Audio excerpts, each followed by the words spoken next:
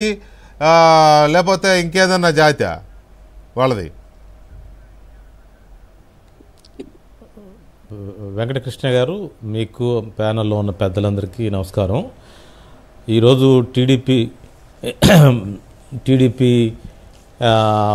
Parliament మంత్రి, కేంద్ర మంత్రి విషయం మాట్లాడుతూ ఆ వార్తను రాస్తూ వాళ్ళు అంటే ఈ రాజధాని, అమరావతి రాజధాని వార్తను కవర్ చేస్తూ కులాన్ని రెచ్చగొట్టారండి. అంటే భవిష్యత్ ప్రణాళిక, ఇది వాళ్ళ భవిష్యత్ ప్రణాళిక.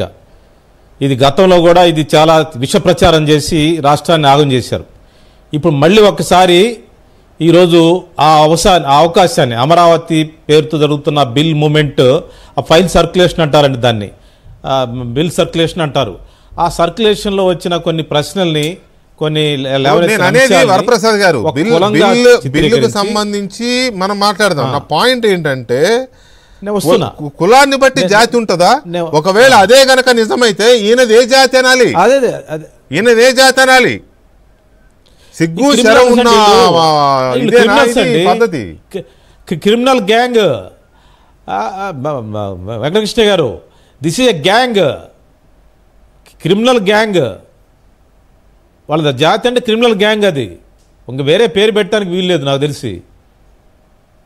రైట్. శ్యామ్ కిషోర్ గారు, ఈ రకమైన పద ప్రయోగం మీద ఫ్యూచర్ మీడియాలో చేయడానికి, రాష్ట్రంలో కులతత్వాన్ని రెచ్చగొట్టడానికి, రాష్ట్రాల్లో కులాల మధ్య చిచ్చు పెట్టడానికి, రాష్ట్రంలో ఒక ఈ క్రిమినల్ గ్యాంగ్ ఒక వండి వార్చిన వార్త.